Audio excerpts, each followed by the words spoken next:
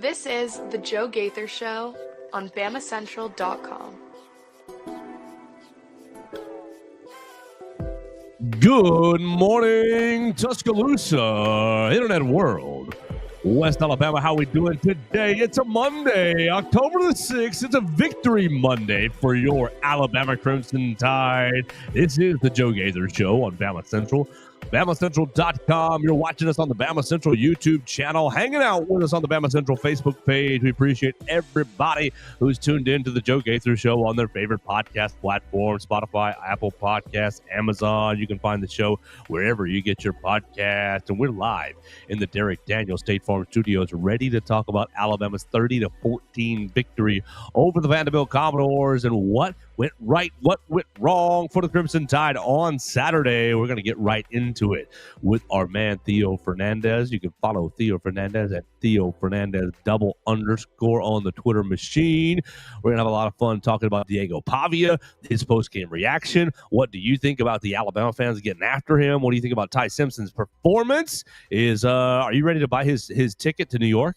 We're going to talk about Alabama's run defense, Alabama's running offense. Actually, Jam Miller breaking 100 yards, first running back to get over 100 yards this season. We're going to talk about all of it right here on the Joe Gaither Show on Bama Central, BamaCentral.com. But first, we want to remind you we're sponsored by Derek Daniels State Farm Insurance. Call Derek for all your insurance needs. We're in the Derek Daniels State Farm Studios. Call Derek at 205-758-3391. Like a good neighbor, Derek Daniel is there. You can call and see how much he can save you today. I saw his Facebook post saving families over $100 a month on their insurance needs. Look, you need to have insurance. It's the law to have car insurance. You need to have insurance, but if you're a homeowner, they won't let you have your home without it. So call Derek for both those things. You can bundle them together and save at 205-758-3391. Let's get into it today. Good morning, Theo. I know we had a lot of fun. I haven't even looked because the Bears were off yesterday, so I haven't even looked. Did the Giants win or lose? What do you think, Joe? I think you lost. Yes, we did. I'm sorry. Yeah. I don't even bring it up. How are you? Are you okay? You want to just get right into Bama? How's the weekend? I was doing great until I watched the Giants turn the ball over on 4 consecutive possessions. Gross. Jackson Dart threw 2 picks, lost a fumble. He didn't even lose the fumble. Saints? He just dropped the football, no contact whatsoever. Lost to the Saints? It was bad, man. And the Yankees have gotten blown out in the first 2 games of the series. They're facing elimination. So I'm just about ready to renounce any and all ties to the city and state of New York right now. Besides that, doing phenomenal this morning. All right. Well, let's hope the Yankees can pull out some victories and Jackson Dart can protect the football for you. He can't. The rest of the week. He can or cannot? He cannot. Oh. We should have been tank for Ty, man. Suck for Simpson. I love that, actually. I love that. Tank for Ty, suck for Simpson. That's hilarious. Yeah, because he looks incredible. Do you want to start with that? Because I wanted to start with Pavia, but we can start with Simpson. Your call. I'm good with either. Oh, my gosh. Ty Simpson, really a lot of good, but a little bit of bad on Saturday in the game. Took a few ugly sacks, I will say. Threw an ugly interception. That was the first interception of the season. But, come on, we're going to give you a little bit of grace because you've been playing Ty Simpson nearly perfect for the last 3 weeks. So it was bound to have a little bit of a dip. But I don't know if you want to even call this a dip. 23 of 31, 340 yards, 2 touchdowns, 1 interception. Obviously, we mentioned the sack. So he had 9 carries for -6 yards. I guess it was 4 sacks. I think 3 of them were his fault, holding the ball too long, trying to make something happen. You applaud the playmaking ability, but you sometimes just got to learn when to throw it away. Yeah. Well, Joe, first off, you said on Friday, I hope he just gets it out of the way as quick as possible. I didn't know that meant first drive in the red zone, but yeah, the interception was bound to happen.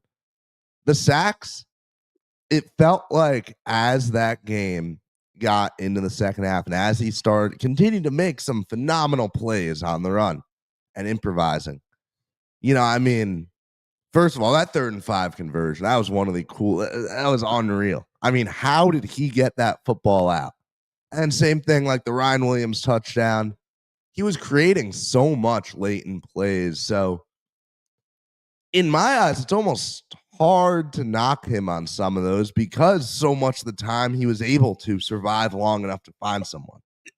So, if you take those 3 sacks, but you also deliver 3 incredible, I'm blanking on the third one. He had the Williams touchdown, the 3rd and 5 conversion. There was one other play where I was just stunned. Like, he gets out, and then kind of, I'm gonna run, and he had a lane to run for maybe 5-7 yards. It would have been a small positive play, but no, he stops himself, post up, and Lazia Brooks, 30 yards, bam. So you got to take. I mean, he got 3 really positive plays, 3 negative plays. I'd say it balances out pretty well with how that game went. Yeah, I was really impressed with Ty again this week, and just really, what was most impressive? Oh my gosh, what was most impressive was you're down 14-7, 93 seconds on the clock.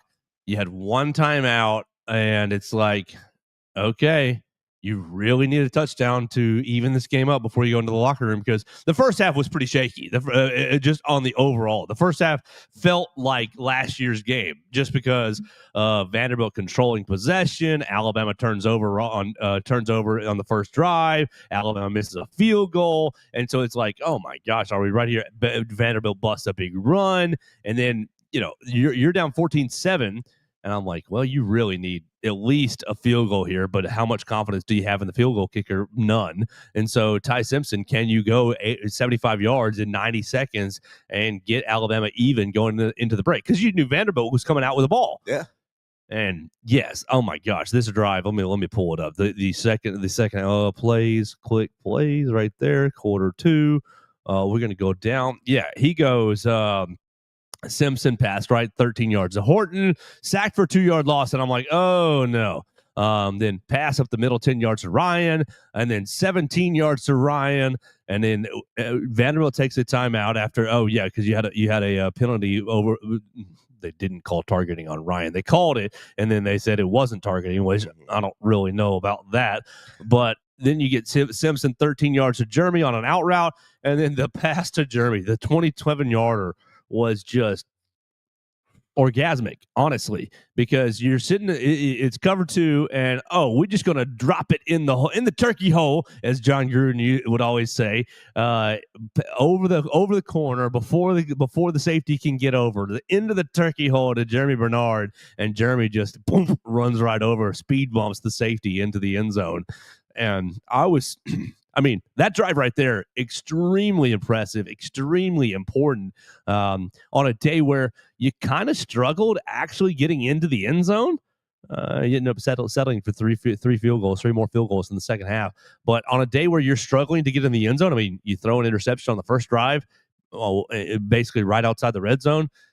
It was just incredible. I'm basically right here on Monday, and yes, I know we're right here in it, and I need to remove myself a little bit. I need to separate myself, but right here in the middle of the season, I'm feeling Bryce Young vibes. I'm feeling it's Bryce and then Ty. Maybe I'm biased here, and of course I am because I love Bryce Young. But it's just like you're gonna have to do a lot more. Like you're gonna have to do a lot more on the big picture scale to pass Bryce for me. Like, be in New York, like get this team to deep in the playoffs. But as far as quarterback play, if you just look at these 4 weeks, the ULM, Wisconsin, Georgia, Vanderbilt, you take these 4 weeks and I think you could stack these 4 weeks against any 4 weeks that Bryce Young ever had here at Alabama. And you're sitting there like, yeah, about the same. Pretty dadgum good. You could take Ty or Bryce, and you're playing with a great quarterback.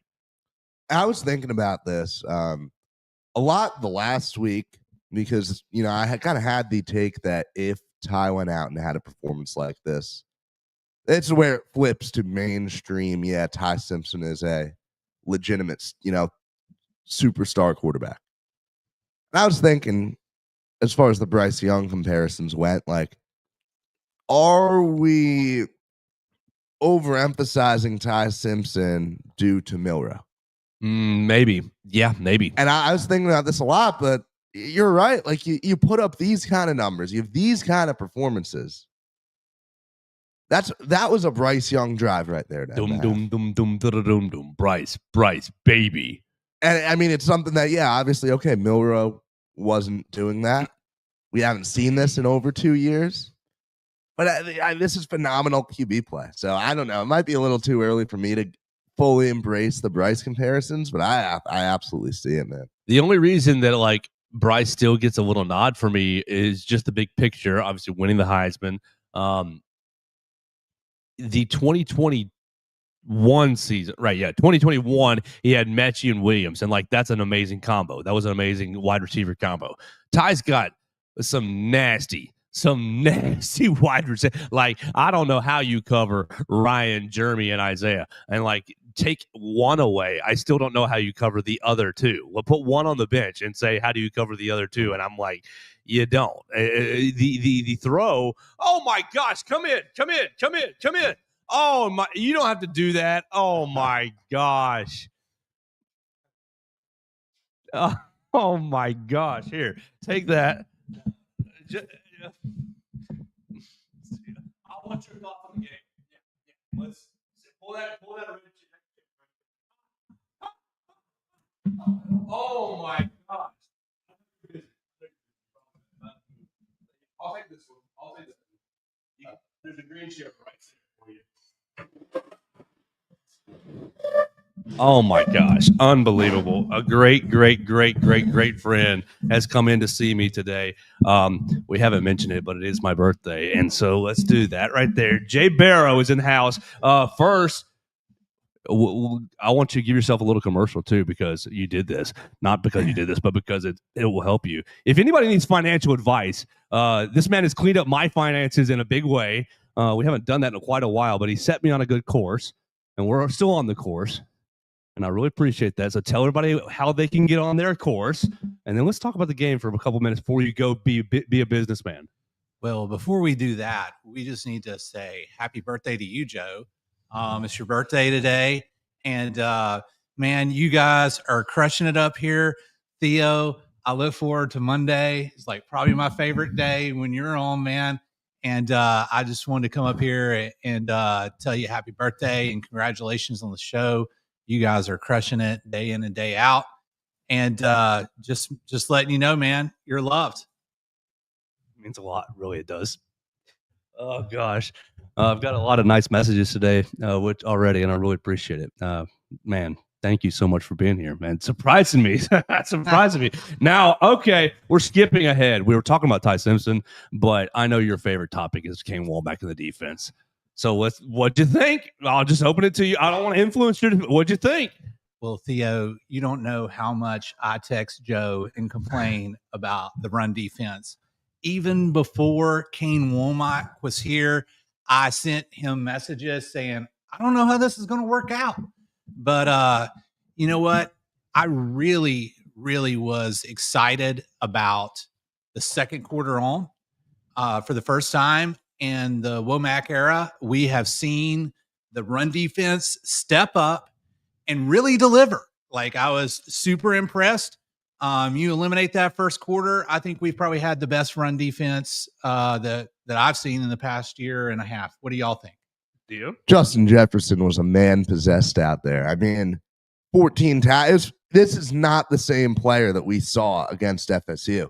This is not the same defense that we saw against FSU.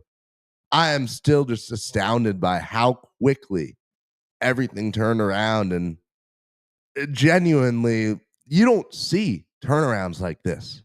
You don't see, you have the week one performance. Now, none of that haunts the team the rest of the year. It's unreal. Yeah, the second quarter, they had 9 yards rushing, I think, in the second half. Let's see if I can get my comparison. 22 yards total rushing after the first quarter. Man, I mean, and I'll tell you, sitting in the stadium, watching the first drive happen, and it's like 4-yard chunk, 6-yard chunk, 5-yard chunk, 3-yard chunk. Oh, we're having them in third and something, and we hit that. They hit the pass on the out. You had miscommunication and leaving the guy out open on the out route. And he's out of bounds. Okay, you're gonna get off the field. No, he's not out of bounds. Staying on the field. And then bam, 60-something yards, 70-something yards for Cedric Alexander. And I thought, oh man, big gulp, big for me. And I'm like, all right. And then you don't get anything going on offense, and you get right back to them, and it's 5-yard chunk, 6-yard chunk. Pavia, big run. Pavia hit like a 25-yard or 30-yard or whatever. And then, we're right in the red zone. I'm thinking, I am back in Nashville watching this game over again, watching the exact same game over again. And, you heard me last week. I wasn't really – I don't know that I disrespected Vanderbilt, but I thought, okay, this is not – you got things under control. You're going to have things under control. South Carolina imploded on themselves. And so – if Alabama doesn't implode on themselves, you're gonna be able to out-talent them. Everything's gonna be fine. Well, Alabama started the game kind of imploding on themselves. Interception, missed field goal, bad run fits. Well, you're right here. You're in the red zone, and I'm like, 14-0 is gonna really be a hole right here to come out of. And Justin Jefferson, Deontay Lawson both get in there, ripped it out. Tim Keenan falls on the ball, and I thought, wow, that was a hero play. And from there on, they said in the locker room that they had a big old come to Jesus meeting on the sidelines. This ain't going to go like that. This ain't going to go like that. And I guess they all paid attention and listened. I'm impressed, but Ahmad Hardy's coming. Well, I thought the game opened just like last year. It was like we're reliving the same nightmare. And yet, somehow, they managed to flip the script. And I'm wondering, guys, you tell me, is this the pivot moment of the season?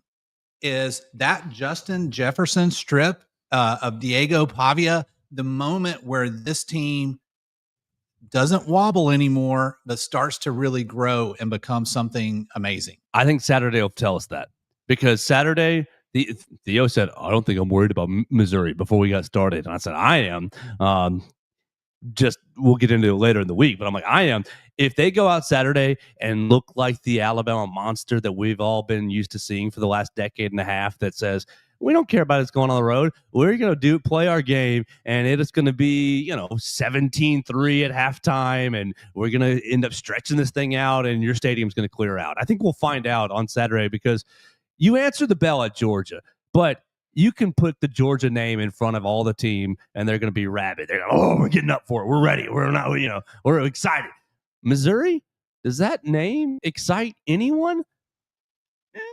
No. And so you're going to find out. Are you in your heart ready to go? Are you in your heart saying it's a Ty Simpson? You heard him in the locker room at the Georgia game and sounded like a Nick Saban clone.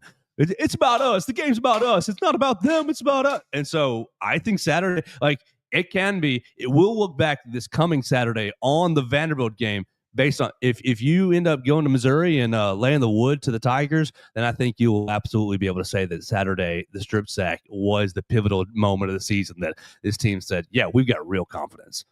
Well, I'm just skeptical to make like a statement like that purely because, okay, 4 of your next 5 games are against top 14 teams. Rough. And the other thing for me is Alabama's played phenomenal football since week 1. So it's just such the pivotal moment almost feels like immediately after the FSU game. But nobody cares about ULM. They weren't a worthy opponent. Yeah, but Alabama, I guess my point is Alabama hasn't come out. Alabama went into Athens confident. You felt like that was a game that the team with 2 weeks break. With a 2-week break. Yeah. I still could see, I could realistically still see this Alabama team dropping any of these games. Even South Carolina, right? You're going on the road against a team where you better not lose to that poorly coached team. Shane Beamer loves to win. He loves to lose games early, and then he loves to win a game late in the year that he shouldn't. I mean, you're right, but that would make me sick. It would make everyone sick, especially if you get through these, the next 2 games and then drop that one. It's so hard to judge this team still, for me at least, because you're playing as well as anyone in the country right now. You are a complete football team. Is week you're 1 you're not a complete football team. You have 0 special teams. You have 0 special That teams. is a part of the football game, I guess. Man, that is can't punt. Well, let me push back just a little bit. Let's hear it. Yeah, please. I think we need to remember that it was 20-14 in the fourth quarter, and Pavia threw an interception in the red zone. I mean, he doesn't throw that pass. They do something else. We're talking about a completely different ball game. I think the way that ended can really shift our perception of the team a little bit. Mm-hmm. We look at the score and go, hey, this is what, 30, 31, what was it, 30? 30, 14, 16 points. Yeah, 30, 14. And I think we can look at that and go, man, we were dominant against Vanderbilt. Vanderbilt's a really good team. Right. Yeah. And we won the game, and I think we won it across the board. But I think that's different from maybe my old age fandom of 10, 20 years ago when we just expected to walk out and beat Vandy by 50, you know. So I think we look forward to these games like Missouri coming up, and we know that it's going to be a challenge because this is the new college football. And this is where everybody has players on their roster. Yeah. And everybody can compete with everybody else. And I think we're seeing a ton of parity across the sport. And I think you're really seeing teams divided into the teams that have paid a lot of money, and then the teams that have paid a lot of money and have bad coaching, and the teams that haven't paid a lot of money. And I really think that's the landscape of college football as we see it right now. So I think every week's going to be a challenge. Yes. And I think it's going to be a tight game next week. And I'm looking forward to seeing us pull it out like we did this past week. Yeah, absolutely. You bet. With that, I'm going to head out. Thanks for letting me stop in real quick. No, thank you, Happy Jay. birthday, Thank you. Joe. Tell them where they can find you, though, if you want to plug yourself. Please do. No. This is all about you today, man. And you enjoy that birthday. And Theo, you the man. Love you guys. Y'all have a great day. Yeah, Jay, thank you so much. Thank you very much. If you need some financial assistance, you can find me, and I'll tell you where to find him. Theo, I'm going to switch mics back a second. Why don't you keep going on whatever you want to do? You want to lead us down defense? You want to lead us down Ty Simpson, Diego Pavia? I don't care. Yeah, I think it's about time we talked about Diego Pavia. Because I've been a big Pavia fan, honestly. I love having that kind of confidence and being able to go out and I love everything about it. The way he was at SEC Media Day, the way he's rallied his team all season. And then he backed it up with his performance for 5 weeks. But man, when you act like that, this is bound to happen. This kind of fall is bound to happen. And what do they say in the Bible for Theo? Pride cometh before the fall. Oh. And when you are practicing your kneel downs in pregame warmups, which to be fair, he had to do one at the end of the half. So, it's good that he practiced that. But when you are doing that before the game starts. Well, Joey Dwyer, Vanderbilt Commodore, made sure to tell us that he does it every game. Really? And so I got a lot of thoughts on Diego. You take the knee before the game.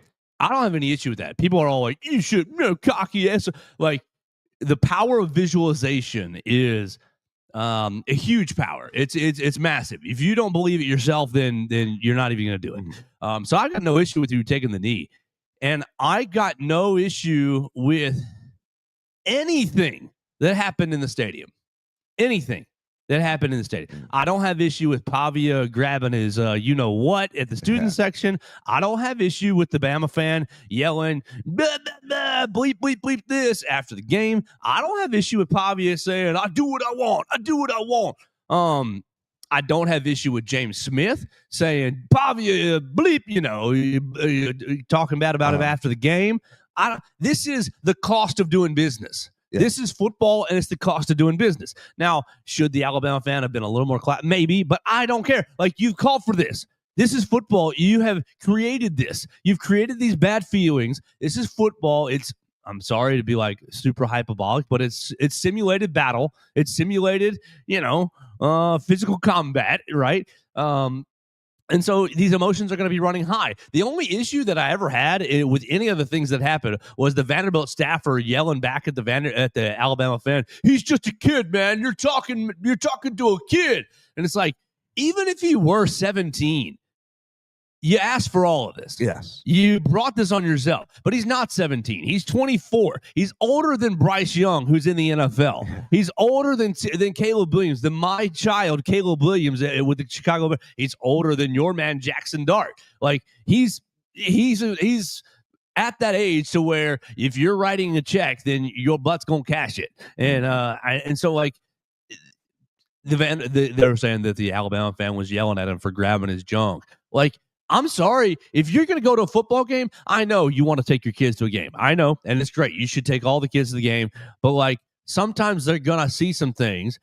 Maybe the drunk guy in the stands. So maybe somebody fights in the stands. Maybe it happens on the field. Somebody slings a helmet. Somebody grabs a face mask. Somebody stomps on somebody. Like, we've seen this all through football. A negative moment happens, whether it be on the field or in the stands.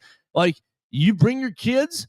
I hope you all bring your kids. I want to grow the game. I hope your kids all fall in love with football. But you bring your kids, you might have to have a conversation in the car afterwards. They already hear Dixieland Delight every game. Right. You might have to have a conversation in the car afterwards about how not nice words, you shouldn't say not nice words. And, yeah, that was inappropriate. And, Diego was unsportsmanlike. Yes, son, if you ever make a play, don't you grab your you-know-whats. Like, it's just a part of the game that we all accept. And to sit here and have moral outrage about that Bama fan he should act his age, or Diego Pavia shouldn't. Johnny Manziel flipped off the crowd a couple times. Mm-hmm. Why? Because they're yelling at him. They're yelling at him. And what's he going to do? Go into the crowd and fight? Like, no, he's going to turn around, smile, and give a big old bird, give a big old double bird. And you're going to act, oh, he gave me the double bird. Like, this is football. This is what we all signed up for. This is part of the sport. And whether it's an ugly part of the sport, the underbelly that you don't like, okay, I accept that. But it is what it is. It's the game that we all love. If you love the Ty Simpson, I'm going to give all the credit to my Lord and Savior Jesus Christ. He's the man, and all my teammates and all my coaches and all my family. And, like, the super wholesome moment from Ty Simpson, which we do, and great job, Flowers. Like, you also have to accept the of dirtiness of Diego Pavia. I'm coming in here. I'm going to beat y'all. Said if we play our game, we're not going to be close. I'm going to be me. I'm going to, it's just two sides of the same coin. And so you can't have one without the other. That, like, I have the people that had moral outrage over any aspect. Diego taking a knee beforehand. Was it cocky? Was it brash? Was it prideful? Yes, it was. It was, inappropriate. But was it, guess what? Justin Jefferson got to say everything he wanted to say about it. James Smith got to say everything he wanted to say about it. And if you're like, James Smith shouldn't have run off the field and called Diego Pavia a bad word, like, you know what? The emotions are still sky high. You know what happened to me, Theo, at the game? What happened? As Alabama's marching its drive, the last drive, Jam Miller scores. I am inching down the sideline. And thankfully, I'm not here to make any trouble for the Alabama sideline. And I'm not here to get any gotcha stories at all. I know it's war on the sidelines. I know, people are yelling. Great. Well, Jam scores. The offensive line comes off and is just rah, rah, rah, rah. The offensive line is just in their fields. And, like, that's all you need to know about that, right? Which they should be. It's a big moment. They cover the spread. They get a big rushing touchdown. It's 4th and 1. They put the dagger in them, and all the offensive linemen are beating their chest like, us, we got them, right? Well, like, and I'm just sitting there like, don't be seen, don't be standing out, don't be, trying to cause trouble. I barely had my phone out, right?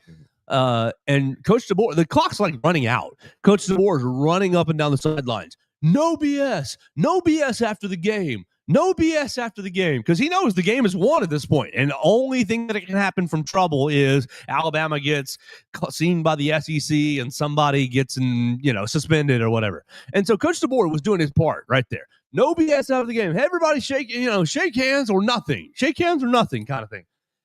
But you still had rah-rah after the game. A little, not a lot, just a little bit of just a little jawing. because the emotions were that high. Diego didn't want to accept defeat. Maybe he's got a little bit of misplaced narcissism. I don't know if that's the right word. Misplaced. Maybe he can't accept defeat. Disassociated with reality. But like, you lost, Diego. You lost. There was jawing at the midfield after the game, just a little, not a lot, nothing to be spicy over. But it's just football. This is part of it. Was that a high school game 3-4 weeks ago? Same sort of thing. Jawing after the game because one team got a big win over the other in a rivalry moment. They had been jawing all game. Like, it just is what it is. The coaches at that high school game stood in between the two teams and rushed everybody off in opposite directions. We're not going to shake hands. We're all just going to, the coaches will shake hands for you. The kids will go and make it like, I don't understand the outrage. This is just the part of the game. Mm-hmm. And at the end of the day, I mean, last year's game aside, right? Vandy, miraculous, incredible upset win. At the end of the day, Vanderbilt coming into Tuscaloosa and being in a one-score game with the ball in the fourth quarter is absolutely a victory for that program. Of course. Even from the perspective of, Vandy is now a one-loss team ranked 20th in the country that I'd imagine still has postseason aspirations, right? Like, it's not like, Alabama was kind of the big story, but no, this is a team that proved they can go toe-to-toe with a very good Alabama team and wants to be in the playoff, even if they fall short, wants to be in the Citrus Bowl or whatever, good postseason matchup. Like, how much did the confidence, how much did all of the extra stuff contribute to Vandy keeping this game close? Probably a lot. You look at, I was sitting in the stands. I was not covering this game, and there was zero energy in the stadium whatsoever when Vandy was moving the ball after that Pavia run, up 7-0. Looked like there was no life in those stands. That really surprised me. The fans need to get tougher. Yeah. The fans need to get tougher and say, our team needs us to bang. No, it's 3rd and 7. Oh, now we'll stand up. Mm-hmm. And it did get louder in the fourth quarter when victory looked apparent. But like, when it's in the moment, when it's in the thoroughfares of battle, like the team needs you to say, we're ignoring circumstance. We know the last 5 plays have looked ugly. We're going to stand up and cheer anyways. As someone, I haven't sat in the student section much, with how much I've gotten the opportunity to work games, but being in this stadium 1 week after being in Georgia, I am incredibly disappointed. Like, I've always heard people say, Alabama, like, they're too used to winning, like, the stands, they're not that great. For me, it was always like, wow, this place is loud. After seeing what a real fan base, like what a real loud stadium looks like, this was disappointing in almost every sense of the word. The fact that, they might go up 2 scores, so it's time to get quiet. There would have been girls leaving the stadium and going to the bars if Vandy took that 14-0 lead. I'm extremely disappointed in this student section, in my fellow peers at the University of Alabama. How many blue shirts did you call out for me on Saturday? So many. Did you call them out? Yeah, I even asked, like, the group of guys we were sitting with a bunch of friends, and like some of the girls we were with had other guys that they knew that came and sat with us, and there were a couple of them in blue shirts, and I talked to one of them. I was like, what's going on, man? It was just like, I think it's a nice shirt. I like it. Like, okay, wear it to the bars. Right. Wear it on a anywhere date, else. at church, at work, to class, to a business meeting. It's perfect shirt for that. I'm not trying to be wardrobe police, never wear the shirt. Don't buy the shirt. Like, here I am in blue today, and it's great. Thank you, Mom. But, like, you're in the stadium. Wear crimson, white, black, gray, something, right? That fits into the crowd. I know black and gray aren't Alabama's colors, but I think those are acceptable alternates. Black definitely is now for because of Coach DeBoer. Yeah. Maybe not against Vandy, but absolutely. Sure. I had the game day media pass. I wasn't wearing an Alabama polo to the game because, I had to be professional at game day. But red shirt, threw my Alabama pin on there. Blue is an unacceptable color to wear. I thought you were overreacting, Joe, the first time I heard you go on this rant, but no, now I'm right there with you. It is shameful. Go back to New Jersey if you're just going to wear your blue polo. Seriously. And I hate to be that person, but it is I'm from California, from Texas, from Chicago, from New York. I'm not from the state of Alabama. It's that group that's wearing those shirts. Joe, this year has shown me why, my fellow Northerners get so much hate. I absolutely see it now. You're not at Ole Miss. You didn't go to school at Ole Miss. If you want to go to school at Ole Miss, it's fine. Ole Miss is a fine school, and they got a great football program. Go over to Oxford and wear those blue shirts. It drives me absolutely nuts. All right, so Jam Miller here. Let me read a little ad here, and we'll get into Jam Miller and his performance. The offensive line actually getting going here. Want to remind you, we are live in the Derek Daniel State Farm Studios. I cannot thank Jay enough for surprising us in the Derek Daniel State Farm Studios. We're right here off McFarland Boulevard. We're down here right off the left-hand side of the building. We appreciate Derek for hosting the program. Call Derek for all of your insurance needs at 205-758-3391.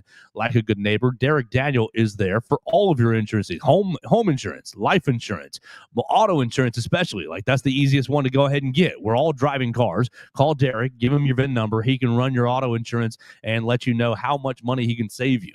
And look, it's great coverage. Local coverage. You can call Derek for when that accident inevitably happens. I haven't had one in so long, but one's coming around the corner. Goodness gracious. I'm not going to. That's just the law of inevitability. So call Derek for all of your insurance needs at 205-758-3391. He's recently hired new staff. He's always got his man Red up there, but he just got Bobby and Lane as well in the building. So all three of them would love to take your phone call at 205-758-3391. All right, so Jam Miller gets back, and I want to ask if this is more about Jam and the offensive line, or is it more about the Vanderbilt defense? Jam Miller takes 22 carries, 136, and a touchdown. The touchdown coming on a 20-yard run right there. Was it 4th and 1? Yeah, 4th and 2. Yeah, so he didn't need to get in the end zone. He could have gone down. But he did need to get in the end zone. The Gamblers needed it. Got to cover. Absolutely, you got to cover. And when are you going to tell a running back, like, you can do the time game if you want to, if the touchdown isn't going to take it out of reach, right? Yeah. If the touchdown makes it a 4-point game, right? If the touchdown makes it a 3-point game, a 3-point margin, obviously that wouldn't matter. That wouldn't work mathematically, I guess. If you're like up 1 and touchdown would put you upset. Yeah. Right. But for Jam and company, I think it was important that they scored on the opportunity. Like, if Jam had took a knee there, 1, the Gamblers would have been really mad. But 2, I don't know if the end of that game feels as good, right? You end up winning 23-14 by 9 instead of 30-14. It feels a lot better at a 16-point margin. And like I said, those offensive linemen came off the field and they were sky high, jacked up. They were excited to have gotten in the end zone. And so, what do you think? Was it more about Jam and the offensive line, or was it more about Vanderbilt's less than stellar defense? Yeah, I mean, talent-wise, Vanderbilt is one of the worst. It's still one of the worst, programs that Alabama is going to play in the SEC this year, as far as just quality of pedigree of players on the roster. They've been good this year, but at the end of it is still a clear flaw on this team. Something not on the level of a lot of the other SEC squads Alabama will play. So I want to be excited about the running game. I'm going to need to see more in the next couple weeks, but I remain impressed by the offensive line. This was the kind of performance you needed. This was objectively better performance than he had against Wisconsin as an offensive line. Much better. Much better. So you're carrying Much forward that you did some good things against Georgia. You did some good things this week. Absolutely a unit that's trending in the right direction. What do you think about Jaden Roberts not playing at all? I kept looking for him.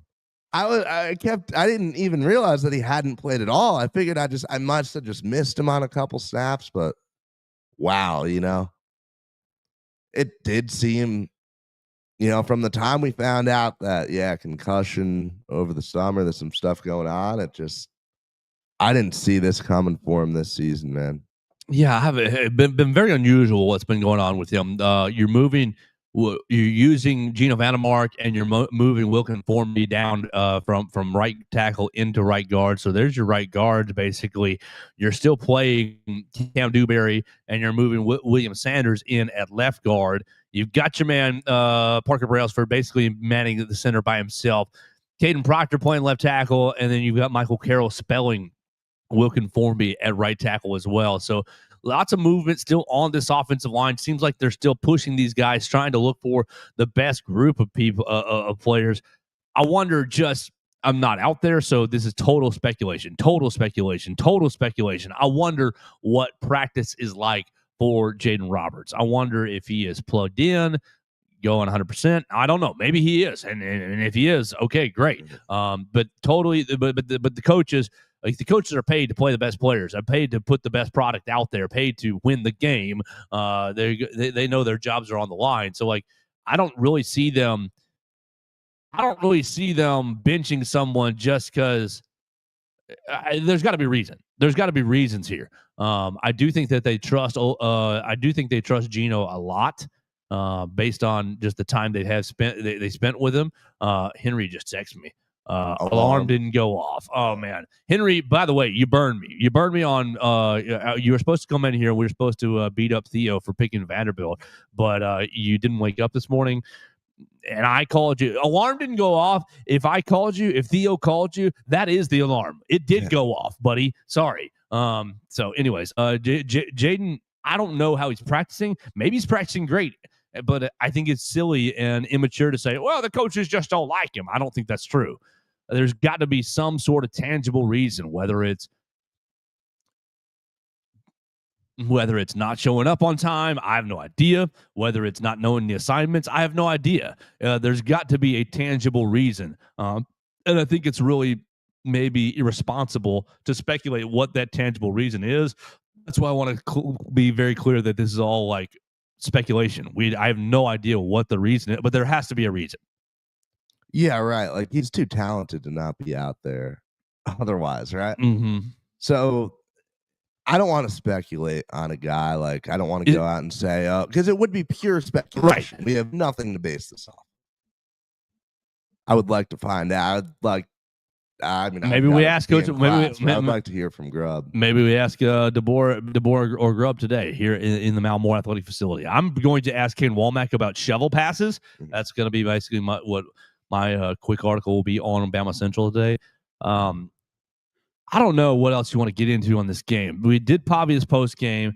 We talked about Ty. You got any more thoughts on Ty? He's a wizard.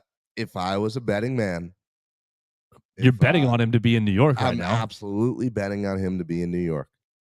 I do not think there are 4 other players that you can put there over him. Ty Simpson, Ruben Bain, Dante Moore, right? Isn't that the Oregon quarterback, Dante Moore? Mm-hmm. Fernando Mendoza, Indiana quarterback. Give me a 5. Ahmad Hardy would have to continue this crazy pace he's on to get consideration, but he's in the mix right now. Yeah, if Ahmad Hardy rips up Alabama at 11 a.m. on Saturday, he's gonna be. I heard Nico's like locked in now. I heard he's just gonna keep this going every week. Nico basically telling the folks, if you don't want to be here, get out. What, Nico? You don't even want to be there. Did you see them rush the field, Joe? They should have. But was it 50 people? Yes, literally. 50 people rushed the field on Penn State. And what I don't Penn State following the trend of USC complaining about travel. Oh, what we didn't, the travel took it out of us. We weren't ready 11 a.m. or whatever the case may be. Buddy, y'all signed up for it in the Big Ten. When you went coast to coast as a league, when you went from Southern Cal to Rutgers as a conference, that's disgusting. When you went from Oregon to Rutgers as a conference, and I have no issue with either team, either program, but like when y'all stopped the regionality, like it is a long way to go to Texas A&M. It's a long way to go from South Carolina to Texas A&M. That's a long way, and so there's a small stretch. But imagine if you went from South Carolina to Southern Cal, like what? So you signed up for it yourself, James Franklin. You sold your soul to the money devil. I've got a take that I just need to get out there. Please. Clark Lee will be the coach of Penn State in 2027. Oh, I don't think so. The Vandy to Penn State pipeline continues. Maybe, but my only pushback is Clark Lee's a Vandy grad. Clark Lee played at Vandy. Clark Lee's from Nashville. He went to MBA, Montgomery Bell Academy. He's Nashville through and through. Penn State comes knocking, man. I think that is a great thing for Vandy because I think it means he'll pass up a lot of jobs that I think a normal Vandy coach who had this measure of success would probably take. Right. But you would just have to imagine there's some jobs you can't pass up, right? Hey, when you're home, you're home. Yeah. Oh, and maybe people have different perspectives on that, but that's like if I were ever able to go back and work at my high school, Macaulay, who lost on Friday. I would, and I probably would never leave. If I were able to get a University of Alabama job, I might, and I'd probably stay there probably stay forever. And maybe it's just my perspective on those things. By the way, if you didn't catch the Macaulay Baylor game, unfortunately Macaulay lost, but I think I might have seen one of the greatest running back performances I've ever seen. It with my David Gabriel Georges from Baylor went like 290 and scored 3 touchdowns. Should have scored another. Had it called back for a holding call. Absolutely untackleable. And he's five-star junior. Basically every school in America is after him. It seems like Ohio State and Tennessee are kind of on his tail. Georgia as well. Look, Coach DeBoer, I don't know what the money situation's like. And I know we got E.J. Crowell in the class of 2026, and we're all excited about it. If you didn't see E.J. Crowell's highlight on Friday either, E.J. comes out and jukes a guy, gets outside, hurdles another dude, and then runs over a third guy and races to an end zone. That was a highlight. So E.J. Crowell, I know you're bringing in a great running back in the class of 26, but if you want to keep this young man away from your rivals at Tennessee, because I think Tennessee is going to pay Tennessee. Whoever's got a lot of money needs to go give it to David Gabriel Georges. Needs to. Class of 2027 running back out of Baylor High School was absolutely amazing on Friday. Just amazing. So you can see a lot of his highlights on my Twitter machine. On Stephen Hargis's Twitter machine from Times Free Press. He was there getting all that footage. Watching that on YouTube on Friday night was just jaw-dropping. And Macaulay nearly pulled it out. Couldn't do it. That was a small aside. But yeah, I don't know that Clark Lee is leaving. Speaking of, that's where we jumped off from, being at home. Leaving the project that he's building. I think that they're comfortable with him because I don't think he's going to go to Vanderbilt and be like, well, pay me $10 million a year like these other major programs. Yeah, but when someone inevitably offers him that kind of money, that's when it gets real hard. You think Penn State would do that again? Oh, we just brought this Vanderbilt guy. James Franklin. He hasn't brought us the success we thought we were going to get. I just am an incredibly big believer in Clark Lee. I am too. From the time I heard him talk at Media Day. Success is never linear. He motivated me, man. That exact success is never linear. That I replay that in my mind probably more than I should, but it is just a great line. That 15 minutes was powerful. I was inspired. Yeah, absolutely. So Alabama gets the run game, it gets the run defense going. Look. Somebody was asking me on Sunday at church about it. I just think that Kane Wommack is a risk taker. I think Kane Wommack says we're going to throw these aggressive defensive looks at you, and if everyone does their job, then bam, we got you. We got you for -1, -4, for 1 yard, for 2 yards. But if one person doesn't do their job, and you find a crease, Cedric Alexander, you might be going 70 yards down the sideline. And because look, we asked Coach DeBoer after the game about it, and he was like, sometimes it's just about one person in the wrong gap, one person not holding up.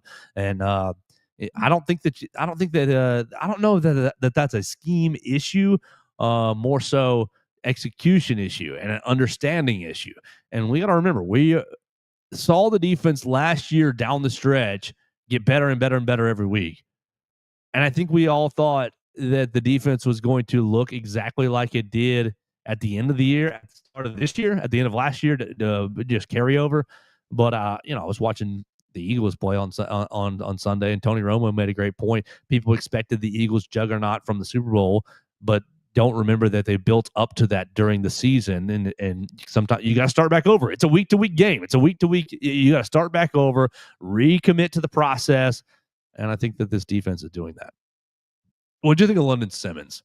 Did you see him? I didn't see him. 9-10 snaps, only a few snaps, okay, but disruptive. To be a true freshman, that's a get right there. A 3-star out of Mississippi, that's a real get. His motor is super, super, super high, and so I'm impressed by him as a true freshman. Justin Jefferson impressed me.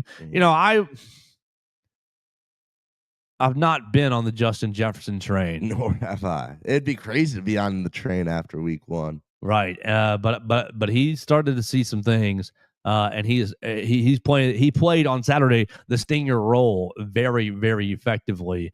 And Deontay rushing off the edge did fine. Deontay kicking down, rushing off the edge on third down.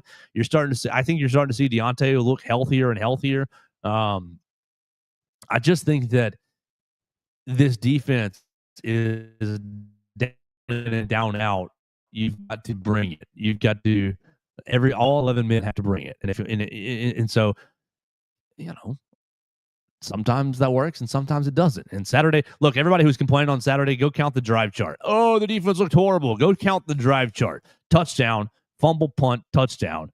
The half doesn't count. Punt, interception, downs, end of game.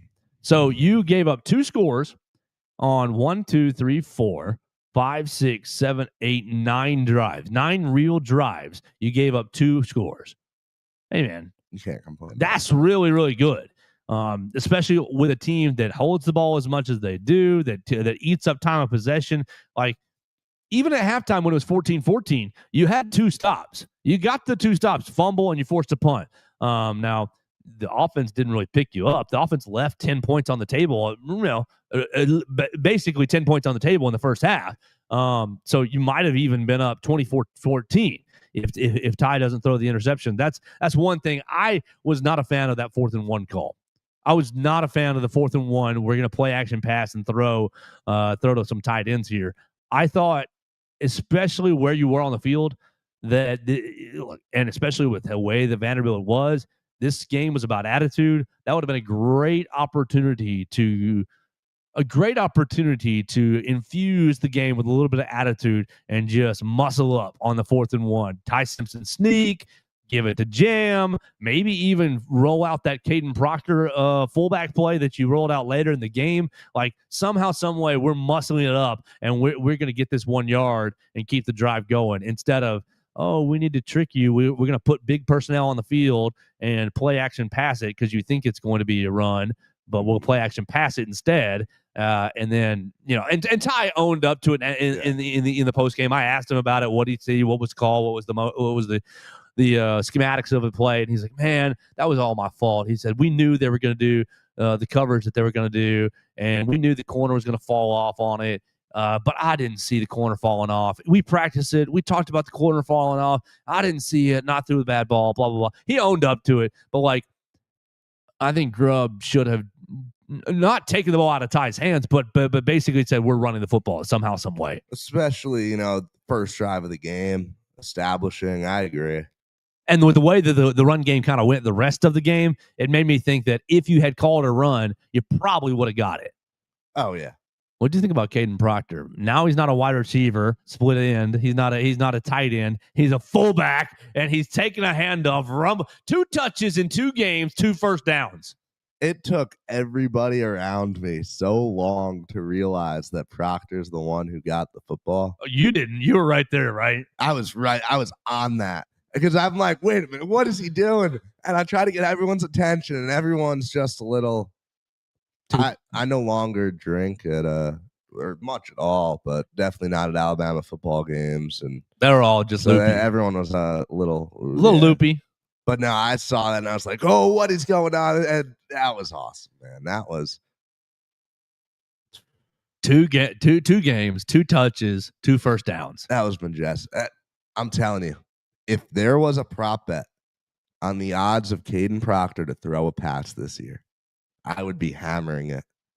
He's gonna get a pitch, right? He's gonna get a pitch as a running back, and then he's gonna pop up and throw a 1-yard pass to Ryan or Jeremy or something like that. He is going to throw a pass to Cuevas. Now, how about that? Okay, go back to Cuevas here. And the offensive play calling. You're going for it on 4th and 7. Was that on the second drive? I think it was, because that's the one that Al again got no points out of. No, you did get points out of it. Let's see, plays. No, second drive was the missed field goal. Yes, 4th and 1. You don't go for it. I'm trying to find it. 4th and 9. Connor Talty miss. Okay, no, it's drive 3, right? It's got to be drive 3 going where you actually scored. Yes, because Ryan scored. Yeah, 4th and 7. And then, yeah, exactly. It's the first touchdown drive. 4th and 7. You've already gone down 7-0. You need a play. The defense is giving you a play. You can't give the ball back. You don't trust your kicker on the 35-yard line. They pass it that was a ballsy play call because they ran everybody off a little bit, and Cuevas came underneath, and that pass was short of the sticks, but Cuevas rumbles. Gets it for an 18-yard gain. Cuevas was pretty electric. Only 3 receptions, but 2 huge ones at least. That one on 4th and 7, and then in the second half, he took a short reception and hurdled a guy. Did you see that? You remember that? Yes. Hurdled a guy, tight end getting up and over. The Alabama pass catchers are top tier. You've got Ryan and them rolling out on 2 plays later. Everybody's rolling right, and Vanderbilt covers the flow pretty well. Give them credit. They covered the flow pretty well, and Ryan's reading the fact that, they're covering the flow pretty well, but I guess if I break back left, I'll be wide open. And he throws up the hand to go back the other way, and Ty sets the feet and just fires it back the other way. I just think the pass catchers were incredible. Yeah, and Cuevas is someone he's playing his role perfectly. He's good for 3 catches for somewhere between 20 and 35 yards a game. And you don't need anything special out of him whatsoever. He's there. He's reliable. This unit's incredible. One thing, you notice, Bakwe and Meadows coming on and it would just always be just a straight handoff. Hey, we got to get them on the field. And then they're off the field. We got to get them on the field, and we're showing you looks to where you're going to ignore them. One of these days, you better not ignore them. Right, because you're sleeping for half a second on Bakwe, and he's blown by you. Yeah, or if Meadows is getting past you, we're throwing one way up, and Meadows is going over your smallest corner for a big play. I would love to. That feels like something that'll pay off in a couple weeks, right? Ryan Grove, layers on layers on layers. Establishing things. We're going to continue to see weird stuff out of Proctor, and then just not Proctor's lined up out wide. And we're not going to use him. You can only do that if you've got a young guy like Jackson Lloyd, who's playing left tackle in those moments and doing we haven't mentioned that really at all. But Jackson Lloyd, every single time Proctor's been playing an odd position, Jackson Lloyd comes in and no issues at left. Now, granted, you've had basically no opportunities. One was, this past week is a down block, and come on, brother, every 5-star can hit a down block. Yeah. And then last week at Georgia, you're already throwing the screen out before any trouble can come off the edge. But I think these young offensive linemen are really growing. I am very nervous about the Missouri game. We'll get into the Missouri game later in the week, but I'm pretty concerned about it. And maybe I won't be after I watch Missouri further. I watched their Kansas game. I watched some of their South Carolina game. And so I'll watch those closer this week to really decide how concerned I am about Missouri. But I thought it was a really good performance, especially like Vanderbilt is just such a squirrely team, and you stretch the lead out. You stretch it out slowly. The defense played well. The defense gets off the field.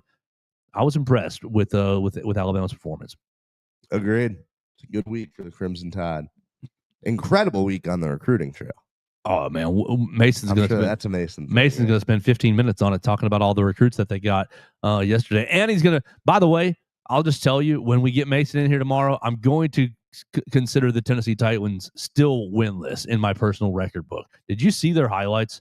Yeah, it was so unimpressive. No, but like the Cardinals vomited all over themselves. Yeah. The Cardinals had an interception that they ultimately fumbled, and the ball got kicked like 3 times and ended up in the end zone, and the Titans fell on it. And so a Titans offensive play, Cam Ward throws an interception, ball gets fumbled, kicked like 5 times, 3-4 times, ends in the end zone, a Titans player falls on it, touchdown Titans.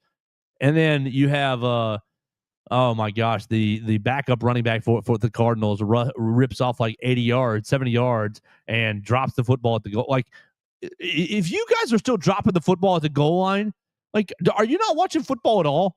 Have you never watched? Like 2 weeks ago it was A.D. Mitchell. This week it was the DeMarcado from the Arizona. I mean, I know we've praised Ty Simpson, and we all have, but I can't ever forget Ty Simpson dropping the ball at the goal line against Western Kentucky, not actually scoring. Like, what's the harm of getting through the line and then dropping the football casually? And to me, Theo, my favorite celebration is running through the line, running through the back of the end zone, and firing the football into the padding or into the back wall or into, just bam, just firing it like all aggressively. Like, can you not take the football all the way through the end zone and throw it into the end zone? Like, what do you get? Even if your goal is to drop it as soon as you cross the plane, that's not even cool. Like, you can do so much more fun stuff with that football. Right, you don't have to Gronk spike it, but like in the McCauley game, the McCauley quarterback got a unsportsmanlike conduct. He got into the end zone. And he spun it. The ball spinning like a top, and he spins it right there. That's and I'm awesome. like, all right, sweet. But the high school refs were tightwads and threw a flag on him. You watch Chad Powers' show? You watched that? No, I haven't watched it. I'm not watching any of that. Pretty good. I was impressed by the. I'm not watching any Glenn Powell project. What do you got against Glenn Powell? He's a pretty boy. He's not a good actor. Is he a good actor? I'll ask you that. I don't know. I'm not the guy to ask this question to. It's Eli Manning and it's Omaha Productions, man. I'm like the accent that I've heard of the commercials is off-putting. Does he have a good accent? Is it better in the show? It's okay. The accent, he's like, I'm Chad Powers. He's like a weird. It sounds funny. It's off-putting. There's some pretty good scenes in that first episode. Yeah, and we were in some of Chad Powers. Yeah, right. We might get some checks in the mail if this show gets enough views. 10 cents. 10 cents. All right, so what are we doing the rest of the day, Theo? We're going over to the Malmore Athletic Facility, but we're first. Oh my gosh, what a birthday present for me! I know, Steven Gonzalez, you did this just for me. Alabama basketball practice viewing. We get to go see the boys run some open gym here in just a little bit. We're going to go check that out. Then we're going to go over to the Malmore Athletic Facility, talk to Ryan Grubb, Kane Wommack, and Kalen DeBoer. And then we're going to get Nate Oates. And I think I heard Aiden Sherrill and Taylor Bowen. So it's going to be a full afternoon of media on the BamaCentral YouTube channel.